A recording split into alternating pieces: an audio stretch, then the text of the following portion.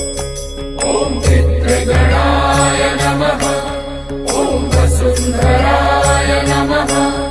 ॐ पितृभ्यो नमः। ॐ पितृवंशाय नमः। ॐ पितृदेवाय नमः। ॐ ब्रह्माय नमः। ॐ पितृगणाय नमः। ॐ वसुन्धराय नमः।